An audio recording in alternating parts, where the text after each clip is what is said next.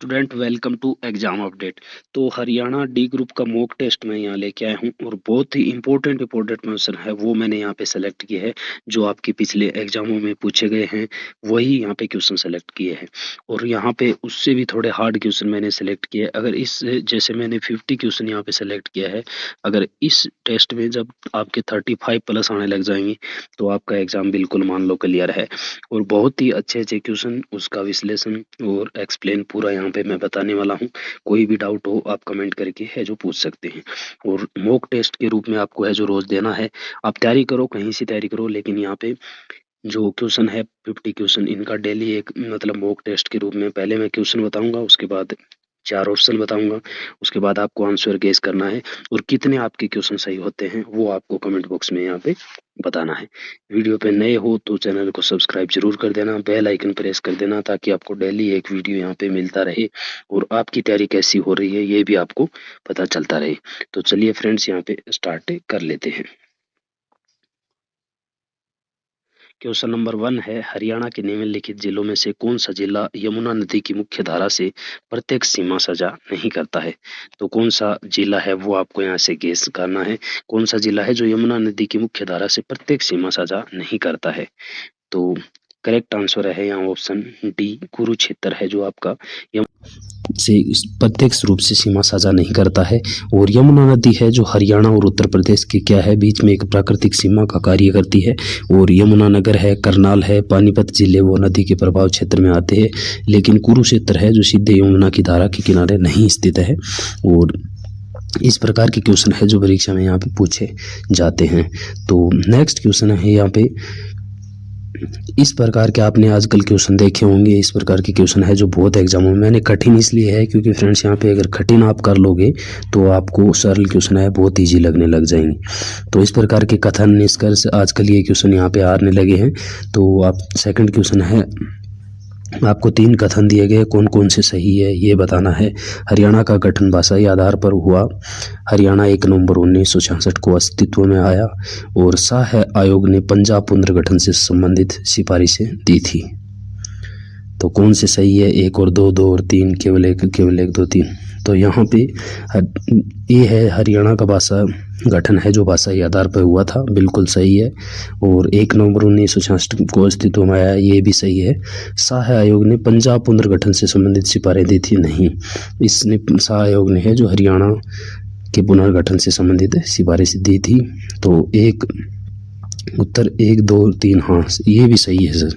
शाह आयोग ने है जो पंजाब पुनर्गठन से संबंधित सिफारिश दी थी, सॉरी यहाँ पे जो 1, 2, 3 है तीनों यहाँ पे सही है। और जो हरियाणा राज्य का गठन है वो पंजाब पुनर्गठन अधिनियम 1966 के तहत किया गया था और इसका आधार हिंदी और पंजाबी क्षेत्रों का पृथक्करण करना था। और शाह आयोग ने है जो सीमांकन और प्रशासनिक पुनर्गठन से संबंधित महत्वपूर्ण सिफारिशें प्रस्तुत की थी। और 1 नवंबर 1966 को हरियाणा है जो 17वां राज्य बना था। नेक्स्ट क्वेश्चन है यहाँ पे, निम्नलिखित में से कौन सा युग्म है जो गलत सुमेलित है। गलत आपको छांटना है। सूरजकुंड, फरीदाबाद, पिंजौर गार्डन, पंचकुला, राखीगढ़ी, हिसार और शेख चिल्ली का मकबरा करनाल। तो यहाँ पे करेक्ट आंसर है फ्रेंड्स ऑप्शन डी, जो शेख चिल्ली का मकबरा है वो करनाल में नहीं है। शेख चिल्ली का जो मकबरा है वो कहाँ पे है, कुरुक्षेत्र में स्थित है और एक प्रसिद्ध मुगल कालीन स्मारक है। और सूरजकुंड है जो अंतर्राष्ट्रीय हस्तशिल्प मेले के लिए प्रसिद्ध है और फरीदाबाद में स्थित है। पिंजौर गार्डन पंचकुला में। और राखीगढ़ी है जो सिंधु घाटी सभ्यता का क्या है, एक महत्वपूर्ण पुरातात्विक स्थल है। वीडियो को लाइक यहाँ पे फ्रेंड जरूर कर देना, आपके लिए बहुत ही है जो इम्पोर्टेंट क्वेश्चन यहाँ पे लेके आ रहा हूँ। और डेली एक वीडियो अगर देखना है तो वीडियो को लाइक जरूर कर देना और चैनल पे नए हो तो सब्सक्राइब कर लेना। नेक्स्ट क्वेश्चन है, भारतीय संविधान के किस अनुच्छेद को संविधान की आत्मा और हृदय कहा जाता है। बहुत ही इंपॉर्टेंट क्वेश्चन है, बहुत बार एग्जामों में है जो घुमा घुमा के यहाँ पे पूछा जाता है। तो आपको याद रखना है अनुच्छेद 32, जो आर्टिकल 32 है उसको क्या कहा जाता है, भारतीय संविधान की आत्मा कहा जाता है। और क्यों कहा जाता है, क्योंकि ये क्या है, जो हमारे मौलिक अधिकार है उनके संरक्षण से संबंधित अनुच्छेद है। तो यहाँ पे जो भीमराव अम्बेडकर थे उन्होंने अनुच्छेद 32 को है जो संविधान की आत्मा एवं हृदय कहा था, और ये नागरिकों को मौलिक अधिकार के संरक्षण हेतु क्या है, सीधे सर्वोच्च न्यायालय का जाने का अधिकार देता है। यदि आपके कोई मौलिक अधिकारों का उल्लंघन करता है तो आप डायरेक्ट है जो सुप्रीम कोर्ट में जा सकते हो, और इसके अंतर्गत क्या है, सुप्रीम को रिट या याचिकाएं दायर की जा सकती है। नेक्स्ट यहाँ पे क्वेश्चन है, यदि पृथ्वी की त्रिज्या अचानक 2 गुना हो जाए और द्रव्यमान समान रहे तो जी का मान क्या होगा। तो यहाँ पे बता देता हूँ, जो साइंस के स्टूडेंट होंगे उनके लिए इजी सा क्वेश्चन है, लेकिन जिनके पास साइंस नहीं होगी, यदि त्रिज्या को हम 2 गुना करेंगे तो जो जी का मान है, गुरुत्वाकर्षण का मान है, वो उससे उतना ही 2 गुना कम हो जाएगा। जैसे यहाँ 2 गुना किया जाए है त्रिज्या को, तो जी का मान क्या हो जाएगा, G/4 हो जाएगा। करेक्ट आंसर यहाँ पे क्या है, ऑप्शन सी है। और नेक्स्ट क्वेश्चन है यहाँ पे फ्रेंड्स, कौन सा शब्द है वो तद्भव नहीं है। यहाँ पे आंसर सॉरी दिख गया है, तो कौन सा शब्द है वो तद्भव नहीं है, तो ये है अग्नि, क्योंकि अग्नि क्या है, संस्कृत का डायरेक्ट रूप है, और बाकी शब्द है जो यहाँ पे परिवर्तित करके है, तो ये क्या है, तद्भव नहीं है, जबकि अग्नि क्या है, तद्भव शब्द है। अग्नि क्या है, संस्कृत का मूल रूप है और बिना परिवर्तन के हिंदी में प्रयुक्त होता है, इसलिए क्या है, ये तत्सम शब्द है। दूध हो गया, गांव हो गया, आंख है, संस्कृत शब्दों के परिवर्तित रूप है, इसलिए क्या कहा जाता है, इन्हें तद्भव शब्द कहा जाता है। तो क्वेश्चन नंबर 7 का आंसर आपको बताना है, चूज द करेक्ट सेंटेंस आपको बताना है। Neither of the boys have completed their work. Neither of the boys has completed their work. Neither of the boys have completed his work. और D है, neither of the boys has completed their work। क्या होगा correct answer आपको बताना है। तो यहाँ पे सबसे पहले बता देता हूँ, neither of the boys, neither of के बाद अगर कोई सब्जेक्ट होता है वो क्या होता है, सिंगुलर होता है, हमेशा आपको ध्यान में रखना है। neither of के बाद कोई भी सब्जेक्ट क्या होता है, सिंगुलर होता है, और सिंगुलर के साथ हैव नहीं लगेगा, तो ये गलत हो गया। एक इसमें हैव है, ये भी नहीं लगेगा। सिंगुलर के साथ क्या लगेगा, हैज लगेगा, और हैज लगेगा तो ये सिंगुलर है, और सिंगुलर के लिए यहाँ पे दियर भी नहीं लगेगा, हिज लगेगा। तो यहाँ पे ऑप्शन बी है जो आपका करेक्ट आंसर हो गया। Neither of the boys has completed his work। तो ये चीज़ आपको बहुत ही इंपॉर्टेंट है। neither of the boys क्या है, ये सिंगुलर है, ये आपको ध्यान रखना है। और neither of के बाद जैसे कोई भी सब्जेक्ट, जैसे neither of the girls लिख दिया, neither of the tables लिख दिया, कुछ भी है तो वो क्या है, सिंगुलर माना जाएगा, सदैव सिंगुलर माना जाता है, और इसलिए इसके साथ क्या है, सिंगुलर वर्ब का प्रयोग किया जाता है। हरियाणा में स्थित निम्न स्थलों को प्राचीनता के आधार पर क्रमबद्ध करना है। राखीगढ़ी, बनावली और अग्रोहा। कौन सा सबसे प्राचीन है, उसको पहले, फिर उसको बाद, फिर उसको बाद, ऐसे आपको रखना है। तो ऑप्शन ए 1 2 3, बी 2 1 3, सी 3 2 1 1 3 2, ऐसे आपको रखना है।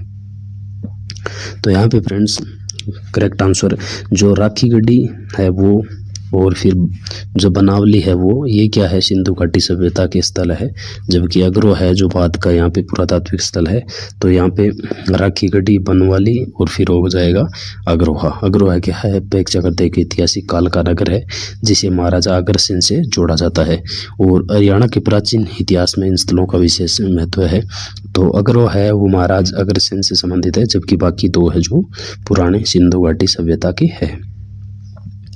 नेक्स्ट भी यहाँ पे इम्पोर्टेंट क्वेश्चन है, जो सामान्य विज्ञान का क्वेश्चन है आपका, जनरल विज्ञान जो आती है उसमें। डीएनए में एडेनाइन का परसेंट 32 है, तो कास्टोइन का प्रतिशत है जो कितना होगा। बहुत ही सरल शब्दों में आपको बता दूंगा, देखो इसका सूत्र होता है एक, नीचे आपको मैं बता देता हूँ। इसका करेक्ट आंसर होगा ये 18%। ये यहाँ पे इसका क्या है, सूत्र है।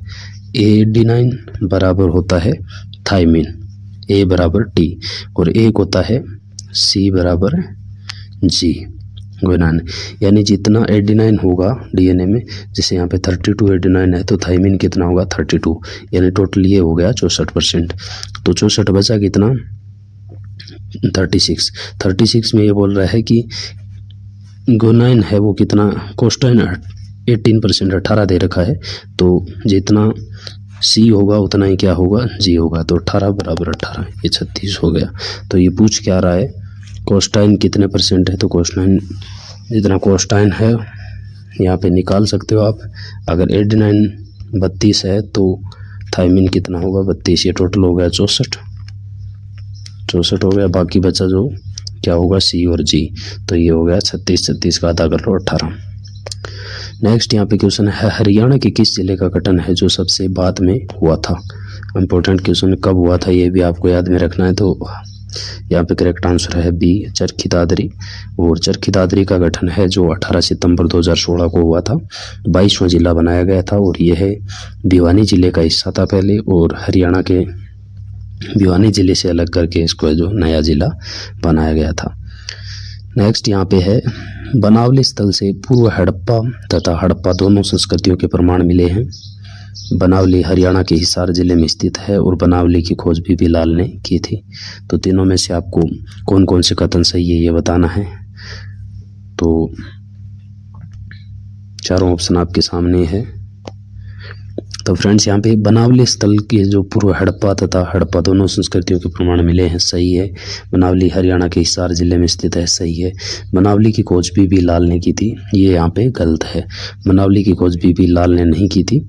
और बनावली की जो प्री है पन और हरपन दोनों संस्कृतियों के विशेष प्राप्त हुए, वर्तमान में फतेहाबाद जिले में स्थित है।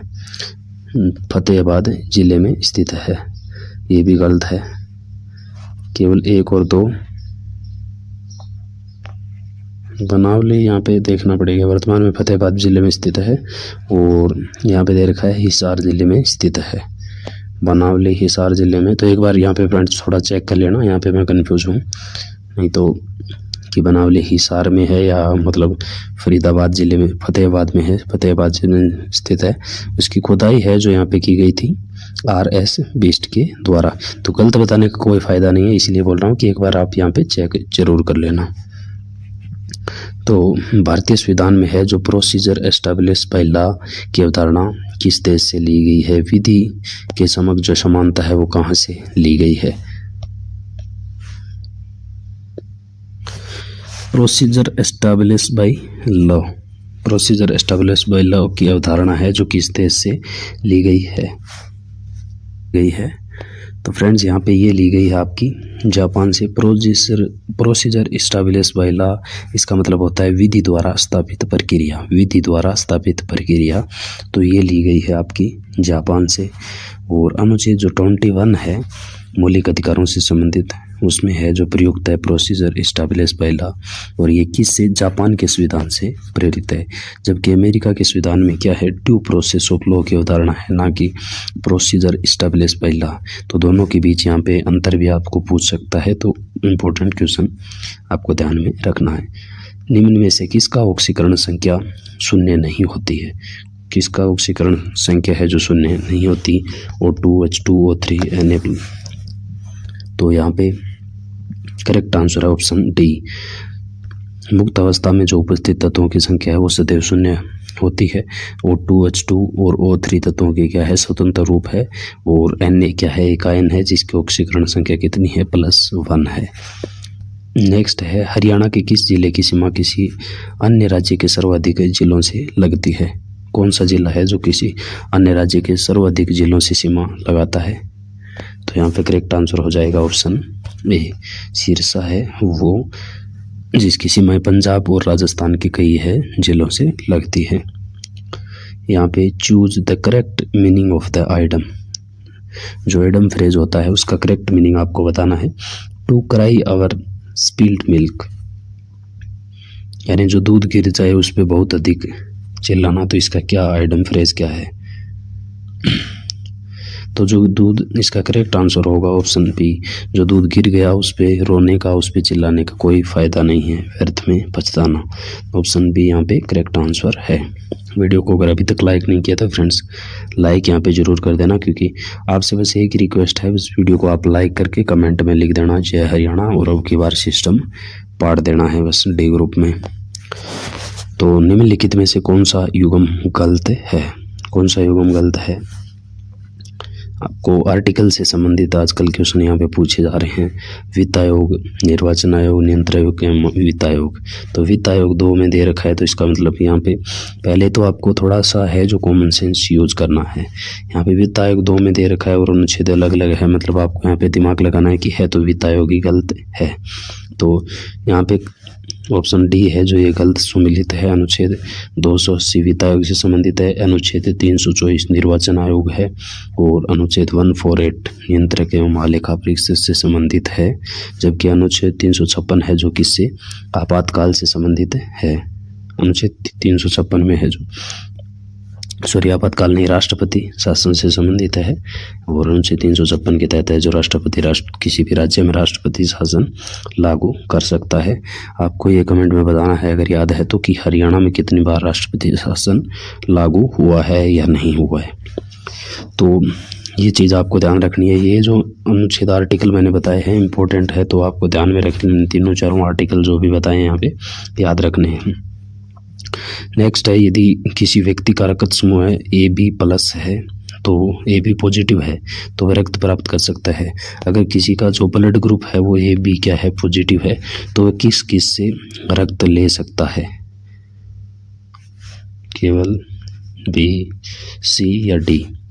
तो करेक्ट आंसर है यहाँ पे B। जो AB पॉजिटिव होता है वो सभी रक्त समूहों से रक्त ले सकता है और इसीलिए इसको क्या कहा जाता है, यूनिवर्सल रिसेप्ट कहा जाता है। यानी किसी से भी है जो इसमें क्या होते हैं, A, B और RH तीनों प्रकार के एंटीजन मौजूद होते हैं और इसके विरुद्ध एंटीबॉडी नहीं बनती है, इसलिए क्या होता है, ये तीनों समूह से रक्त ले सकता है। इजी सा क्वेश्चन है, निम्नलिखित में से कौन सा हरियाणा का लोक नृत्य नहीं है, कौन सा नहीं है, धमाल, फाग, घूमर, लूर। तो देखते ही समझ गए होंगे, घूमर है जो राजस्थान का प्रसिद्ध लोक नृत्य है। नेक्स्ट है यहाँ पे, निम्नलिखित में से किस स्थान पर हरियाणा का प्रसिद्ध असंध टीला स्थित है जहाँ प्राचीन सभ्यता के अवशेष प्राप्त हुए हैं। कौन सा स्थान है जहाँ पे असंध टीला स्थित है, करनाल, रोहतक, झज्जर, रेवाड़ी। तो यहाँ पे करेक्ट आंसर है करनाल। और करनाल जिले का क्या है, एक महत्वपूर्ण ऐतिहासिक पुरातात्विक स्थल है और यहाँ से क्या होता है, प्राचीन ईंटें निर्मित संरचनाएं, बोधकालीन अवशेष तथा प्राचीन नगर बसावट के प्रमाण मिले हैं। तो ये भी आपको याद रखना है क्या क्या मिला है, ईंट से निर्मित संरचनाएं मिली है, बोधकालीन के अवशेष मिले हैं और प्राचीन नगर बसावट के प्रमाण मिले हैं। और हरियाणा के प्राचीन इतिहास में राखीगढ़ी, बनावली, कुणाल और असंध जैसे स्थलों का विशेष महत्व है। तो असंध आपको याद रखने हैं, असंध से क्या क्या प्रमाण मिले हैं और असंध आपका करनाल में है। हिंदी व्याकरण में यथाशक्ति में कौन सा समास है, जो यथाशक्ति शब्द है इसमें आपको समास बताना है, द्वंद्व, तत्पुरुष, अविभाव्य, बहुव्रीहि। तो करेक्ट आंसर होगा यहाँ पे फ्रेंड्स ऑप्शन C, जो अविभाव्य समास है इसमें। और क्यों है ये यथा प्लस शक्ति है, इसमें क्या होता है, पहला पद प्रधान होता है, अविभाव्य समास में है जो पहला पद प्रधान होता है हमेशा और पूरा शब्द अव्यय की तरह प्रयुक्त होता है। नेक्स्ट यहाँ पे कथन और कारण के जो आजकल क्वेश्चन आ रहे हैं वो भी मैंने कुछ लिए हैं। तो यहाँ पे कथन है कि हरियाणा भारत का पहला राज्य था जिसने सभी गांवों में विद्युतीकरण का दावा किया था। और कारण है कि हरियाणा में कृषि आधारित अर्थव्यवस्था के कारण बिजली की मांग अधिक थी।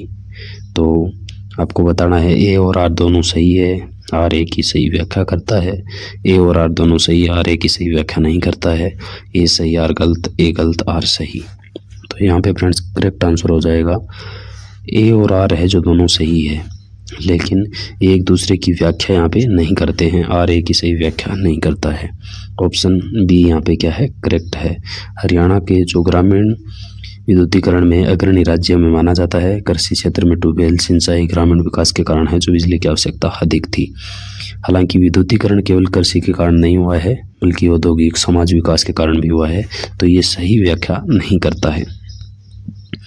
नेक्स्ट यहाँ पे निम्न में से कौन सा जिला हरियाणा के गठन के समय अस्तित्व में नहीं था, तो ये भी ऊपर बताया था आपको, चरखी दादरी है जिसका गठन लास्ट में हुआ था, 22वां जिला जो बना था। नेक्स्ट है, यदि गैस का तापमान केल्विन पैमाने पर दुगुना कर दिया जाए और दाब समान रहे तो आयतन पर क्या, यानी तापमान दुगुना कर दिया जाए, दाब वही रहे तो आयतन पर क्या प्रभाव पड़ेगा। तो ये क्वेश्चन यहाँ पे साइंस का है, हो जाएगा दुगुना हो जाएगा। और यहाँ पे चार्ल्स के नियम के अनुसार है, यदि स्तर दाब पर गैस का आयतन उसके परम ताप के समानुपाती होता है। ये चीज़ें आपको याद रखनी है। चार्ल्स का नियम क्या कहता है कि अगर दाब स्थिर हो तो गैस का आयतन उसके परम ताप के समानुपाती होता है। यदि तापमान को दोगुना कर दिया जाएगा तो आयतन भी क्या हो जाएगा, दोगुना हो जाएगा। नेक्स्ट यहाँ पे है, भारतीय संविधान में जो सहकारी समितियाँ किस संशोधन के द्वारा संवैधानिक दर्जा प्राप्त करती है। जो एनटीपीसी का एग्जाम हुआ था उसमें भी पूछा गया था सेम क्वेश्चन। तो जो सहकारी समितियाँ हैं उनको 97वां संविधान संशोधन था, ऑप्शन सी, उसमें है जो संवैधानिक दर्जा यहाँ पे प्राप्त हुआ था। और आपको बताना है कि कौन सी अनुसूची में है। जो मैं क्वेश्चन यहाँ पे आपको पूछ रहा हूँ, आप नीचे कमेंट बॉक्स में है जो कमेंट करते जाओ, क्योंकि जो चीज़ यहाँ पे आप लिख देते हो, लिखी हुई चीज़ आप कभी नहीं भूलते। तो आपको ज़्यादा से ज़्यादा लिखना है, लिखी हुई चीज़ आप भूलते नहीं हो। तो नेक्स्ट यहाँ पे फ्रेंड्स क्वेश्चन है, निम्नलिखित में से कौन सा हरियाणा के किसी जिला का मुख्यालय उसी नाम के शहर में नहीं है। यानी कौन सा जिले का मुख्यालय है जो उसी नाम के शहर में नहीं है। करनाल, फतेहाबाद, झज्जर, नूंह। तो यहाँ पे करेक्ट आंसर होगा friends option D, Nuh. Nuh है उसका मुख्यालय यहाँ पे नूंह में नहीं है। और मेवात जिला का मुख्यालय है वो क्या है, नूंह में था, और बाद में जिले का नाम बदल कर क्या कर दिया, नूंह कर दिया। इसलिए क्या है, जैसे जो नवीन पर्सन यहाँ पे बन रहे हैं इनको भी आपको ध्यान में रखना है। नेक्स्ट है, यूफेमिज्म का अर्थ है। यूफेमिज्म का अर्थ क्या है। अतिशोक्ति, व्यंग्य, कठोर बात को विनम्र रूप में कहना, विरोधाभास। तो ये है ऑप्शन सी, कठोर बात को विनम्र रूप में कहना। यूफेमिज्म क्या है, एक साहित्य और भाषाई का उपकरण है जिसमें किसी अप्रिय, कठोर या संवेदनशील बात को विनम्र एवं स्वीकार्य शब्दों में किया जाता है। नेक्स्ट है, निम्न में से कौन सा युग्म गलत है। Sultanpur national park Gurgaon, Kalesar national park Yamunanagar, Bindawas wildlife sanctuary Jhajjar, और Nahar wildlife sanctuary Karnal. तो यहाँ पे कौन सा गलत है आपको बताना है। तो यहाँ पे Nahar wildlife sanctuary Karnal, ये यहाँ पे गलत है, सुन लेते हैं। बाकी तीनों यहाँ पे क्या है, सही है। और जो नाहर वन्यजीव अभयारण्य है वो कहाँ स्थित है, रेवाड़ी जिले में स्थित है। नेक्स्ट यहाँ पे है, डीएनए में कौन सा नाइट्रोजन क्षार पुरीन है। जो चार आपको ऊपर बताए थे, कौन सा नाइट्रोजन क्षार है जो पुरीन है, तो ये आपको बताना है। तो यहाँ पे करेक्ट आंसर है फ्रेंड्स यहाँ पे एडेनाइन, ऑप्शन सी। जो पुरीन वर्ग में एडेनाइन और जुनाइन आते हैं, जबकि गैस्टोन, थाइमिन तथा जो यूरेसिल है वर्ग में आते हैं। और डीएनए और आरएनए से जुड़े जो प्रश्न है वो यहाँ पे कई बार पूछे जा चुके हैं, तो आपको जरूर ध्यान में रखना है। संविधान सभा की प्रारूप समिति में निम्न में से कौन से सदस्य नहीं थे। कौन कौन है जो इसमें सदस्य नहीं थे प्रारूप समिति में। ऑप्शन 4, अंबेडकर, आयंकर, कृष्ण स्वामी, राजगोपालाचारी। तो यहाँ पे फ्रेंड्स ये तीनों थे, जबकि ऋषि राजगोपालाचारी है वो संविधान सभा की प्रारूप समिति के सदस्य नहीं थे। नेक्स्ट यहाँ पे, यदि सभी पुस्तकें कॉपियाँ हैं और कुछ कॉपियाँ पेन है, तो सभी पुस्तकें पेन है, कुछ पुस्तकें पेन है, कोई निष्कर्ष नहीं, कोई पुस्तक पेन नहीं। ये बोल रहा है कि सभी पुस्तकें हैं जो कॉपियाँ हैं और कुछ कॉपियाँ हैं वो पेन है। तो इसमें से आपको क्या निष्कर्ष देना है। तो ऑप्शन सी यहाँ पे करेक्ट आंसर है, कोई निष्कर्ष नहीं है, क्योंकि पेन और बुक्स के बीच में कोई संबंध यहाँ पे निश्चित नहीं है। नेक्स्ट है, हरियाणा का कौन सा मंडल सबसे बाद में बनाया गया था। कौन सा मंडल सबसे बाद में बनाया गया था। तो यहाँ पे करेक्ट आंसर है आपका फरीदाबाद। जो हरियाणा का फरीदाबाद मंडल है वो सबसे बाद में बना था। और इस मंडल का गठन, जो फरीदाबाद मंडल है, ये कब गठित किया गया, अगर आपको याद है तो कमेंट बॉक्स में ज़रूर बताना। और लिखने का मैंने बता दिया, बार बार लिखोगे तो याद रहेगा। भारतीय संविधान का कौन सा अनुच्छेद है जो राष्ट्रपति को अध्यादेश जारी करने की शक्ति देता है। बहुत ही इंपॉर्टेंट प्रश्न है। राष्ट्रपति अध्यादेश है जो कौन सी अनुच्छेद के तहत जारी करता है। 123, 143, 356, 360। तो अभी बताया था 356 राष्ट्रपति से संबंधित है, 300 जो और 123 अनुच्छेद 123 है उसके तहत क्या करता है राष्ट्रपति अध्यादेश जारी कर सकता है। अध्यादेश होता क्या है फ्रेंड्स, बता देता हूँ थोड़ा। अगर मान लो संसद का स्तर नहीं चल रहा है, किसी कारण से संसद बंद है और उसकी बैठक नहीं हो पा रही है और कोई इमरजेंसी में कानून अगर बनाना है कुछ, तो यहाँ पे क्या होता है, जो राष्ट्रपति है वो एक अध्यादेश जारी कर देता है और अध्यादेश का सेम वही प्रभाव होता है जो संसद का कानून का होता है। जो संसद कानून बना के करती है वही प्रभाव अध्यादेश का होता है। तो अनुच्छेद 123 के तहत यहाँ पे अध्यादेश जारी होते हैं, आपको ध्यान में रखना है। नेक्स्ट है यहाँ पे निम्नलिखित में से कौन सा रोग वायरस से नहीं होता है। वायरस से नहीं होने वाला रोग यहाँ पे पूछ रहा है, क्वेश्चन को थोड़ा ध्यान से आपको जरूर पढ़ना है। डेंगू, पोलियो, टाइफाइड, एड्स कौन सा रोग है जो वायरस से नहीं होता है, तो आप देखते ही समझ गए होंगे टाइफाइड है जो वायरस से होने वाला रोग नहीं है। ये किससे होता है, जीवाणु से यानी बैक्टीरिया से होता है। जबकि डेंगू हो गया, पोलियो हो गया, एड्स ये क्या है, वायरस जनित रोग है। नेक्स्ट है यहाँ पे हरियाणा में धमाल लोक नृत्य किस क्षेत्र में लोकप्रिय है। कौन से क्षेत्र में लोकप्रिय है धमाल नृत्य, दक्षिण हरियाणा, उत्तर हरियाणा, मेवात, ब्रज। तो ये है आपका दक्षिण हरियाणा। ऑप्शन ए यहाँ पे करेक्ट आंसर है, दक्षिण हरियाणा में है जो लोकप्रिय है। और धमाल नृत्य जो मुख्य रूप से महेंद्रगढ़, झज्जर, रेवाड़ी, भिवानी क्षेत्रों में क्या है, लोकप्रिय है। और निम्न में से सही वर्तनी है जो करेक्ट स्पेल्ड है, यानी जिसकी स्पेलिंग करेक्ट है इनमें से वो आपको चुनना है। मिलेनियम की स्पेलिंग है तो कौन सा करेक्ट है यहाँ पे आपको देखना है। तो मिलेनियम में आपको बता देता हूँ, डबल तो एल आता है और डबल एन आता है मिलेनियम में दोनों, तो यहाँ पे करेक्ट आंसर हो गया ऑप्शन ए। तो करेक्ट जो मतलब ऐसे शब्द है, कुछ कुछ शब्द है जो ये नहीं कि सारे शब्द आपको पूछे जाते हैं, कुछ कुछ शब्द है जिसमें दो डबल अक्षर आते हैं, जैसे मिलेनियम हो गया, कमिटी हो गया। तो ऐसे शब्द है जो आपको यहाँ पे पूछे जाते हैं इस प्रकार के क्वेश्चनों में। निम्नलिखित में से कौन सा तत्व है वो सर्वाधिक विद्युत ऋणात्मक है। कौन सा तत्व है जो सर्वाधिक विद्युत ऋणात्मक है, तो ये है आपका फ्लोरीन। फ्लोरीन तत्व है जो सर्वाधिक क्या है, ऋणात्मक है, नेगेटिव है। और इसकी इलेक्ट्रोनेगेटिव वैल्यू अगर देखें तो 3.98 है।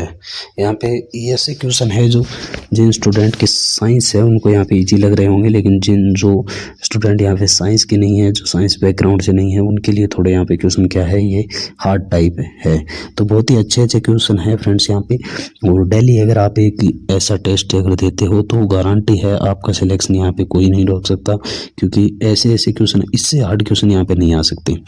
ऐसे क्वेश्चन है जो ऐसे क्वेश्चन यहाँ पे सिलेक्ट कर रहा हूँ, तो इससे हार्ड क्वेश्चन आप सोच के ही मत चलो। और इस क्वेश्चन में अगर आप 35 प्लस जिस दिन आपके आने लगेंगे तो आपका है जो एग्जाम में यहाँ पे सिलेक्शन हो जाएगा। तो वीडियो को लाइक ज़रूर कर देना और डेली यहाँ पे टेस्ट आपको एक देना है। कितने क्वेश्चन यहाँ पे सही हो रहे हैं वो आपको कमेंट बॉक्स में ज़रूर बताना है। तो अनुच्छेद 368 है वो किससे संबंधित है, बहुत ही इंपॉर्टेंट क्वेश्चन है फ्रेंड्स।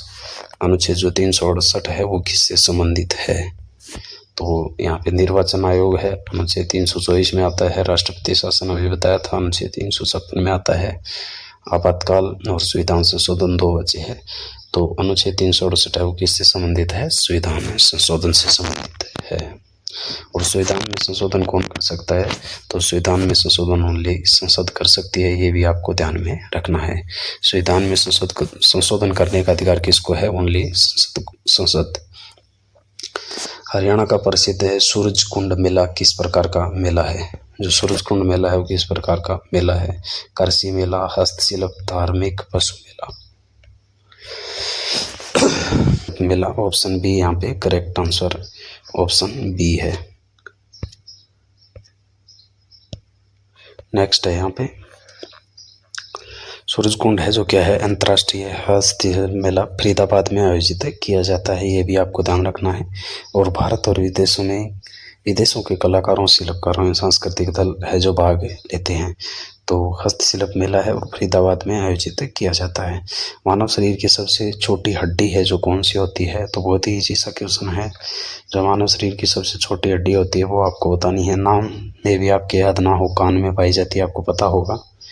और सबसे छोटी हड्डी स्टेप्स है वो होती है। ऑप्शन ए यहाँ पे क्या है? करेक्ट आंसर है। और इसकी लगभग लंबाई होती है जो 3 mm होती है, 3 मिलीमीटर होती है। और ध्वनि तरंगों को आंतरिक कान तक पहुंचाने में क्या करती है? महत्वपूर्ण भूमिका निभाती है। नेक्स्ट हिंदी का क्वेश्चन है, राम ने रावण को मारा। वाक्य में रावण कौन सा कारक है? तो कर्ता, कर्म, करण, अपादान। तो ये तो इजी सा है, आपको कर्म। नेक्स्ट है यहाँ पर हरियाणा की सीमा है जो कितने राज्यों या केंद्र शासित प्रदेशों से लगती है? तो ये आपकी लगती है, आपने देख लिया होगा आंसर, फिर भी ऑप्शन सी है, 6 राज्यों से।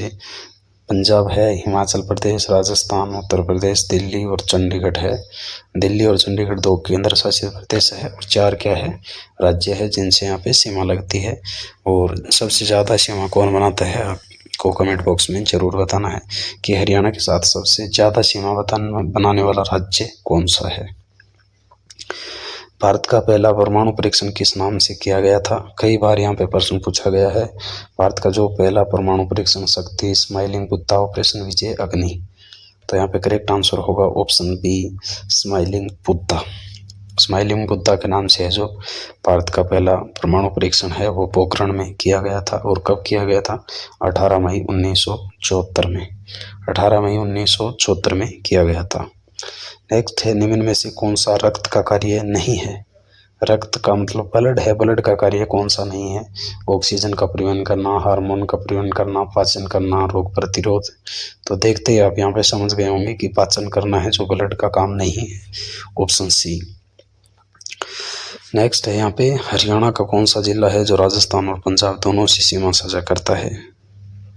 तो यहाँ पे करेक्ट आंसर हो जाएगा ऑप्शन ए, सिरसा। सिरसा है जो पश्चिमी सीमावर्ती जिला है और पंजाब से भी सीमा साझा करता है और राजस्थान से भी इसकी सीमा मिलती है, तो दोनों से है। नेक्स्ट यहाँ पे वन वर्ड आपने पढ़े होंगे, one who looks on the bright side of the things, यानी एक व्यक्ति जो बहुत ही आशावादी हो, सभी चीज़ों के ब्राइट साइड की ओर देखता हो, आशावादी हो, उसको हम क्या कहेंगे? तो फ्रेंड्स यहाँ पे करेक्ट आंसर है बी, ऑप्टिमिस्ट। ऑप्टिमिस्ट यानी आशावादी। ऊपर है जो पेसिमिस्ट, ये होता है निराशावादी। और ऑप्शन सी इगोइस्ट। इगोइस्ट का मतलब होता है जो अहंकारी हो। तो यहाँ पे इस प्रकार के है जो आपको क्वेश्चंस ये भी जो नॉर्मल इंग्लिश में पूछे जाते हैं। यहाँ पे निम्नलिखित में से कौन सा है जो मौलिक अधिकार नहीं है, ये आपको बताना है। समानता का अधिकार, स्वतंत्रता का अधिकार, संपत्ति का अधिकार, संवैधानिक उपचारों का अधिकार। तो जो ऑप्शन सी है संपत्ति का अधिकार है वो अभी मौलिक अधिकार नहीं है। और इसको जो संविधान, पहले ये संपत्ति का अधिकार क्या था? मौलिक अधिकार था मूल संविधान में, लेकिन बाद में संविधान संशोधन करके क्या कर दिया? संपत्ति के अधिकार को हटा दिया था। और ये कब हटाया गया? 44वां संविधान संशोधन जो 1978 हुआ था, उसके बाद इसको हटा दिया गया। एक चीज़ आपको याद रखनी है, जो 42वां संविधान संशोधन हुआ था उसको मिनी संविधान भी कहा जाता है। 42वां संविधान संशोधन 1976 में हुआ था, उसको क्या कहा जाता है? मिनी संविधान संशोधन भी कहा जाता है। कोशिका का पावर हाउस किसे कहा जाता है? बहुत बार छोटी क्लासों में आपने पढ़ा होगा। तो यहाँ पे करेक्ट आंसर है ऑप्शन सी, माइटोकॉन्ड्रिया। नेक्स्ट है, हरियाणा में ब्लैक गोल्ड शब्द मुख्यतः किस फसल के लिए प्रयुक्त होता है? ब्लैक गोल्ड कौन से शब्द के लिए प्रयुक्त होता है? तो यहाँ पे करेक्ट आंसर है फ्रेंड्स, कपास। और जो कभी बुढ़ा न हो के लिए एक शब्द है, तो आपको यह बहुत ही ईजी है। थोड़े क्वेश्चन मैंने 2-4 इजी क्वेश्चन भी यहाँ पे रखे हैं। जो कभी बूढ़ा ना हो उसको कहते हैं अजर, ऑप्शन बी। और नेक्स्ट है, हरियाणा का कौन सा जिला बासमती चावल की राजधानी के रूप में प्रसिद्ध है? तो ये क्वेश्चन आपको कमेंट बॉक्स में बताना है, कौन सा जिला है हरियाणा का जो बासमती चावल की राजधानी के रूप में प्रसिद्ध है। और वीडियो कैसा लगा कमेंट करके ज़रूर बताना। नए हो तो सब्सक्राइब करके बेल आइकन जरूर दबा देना ताकि आपको डेली एक जो वीडियो मिलता रहे।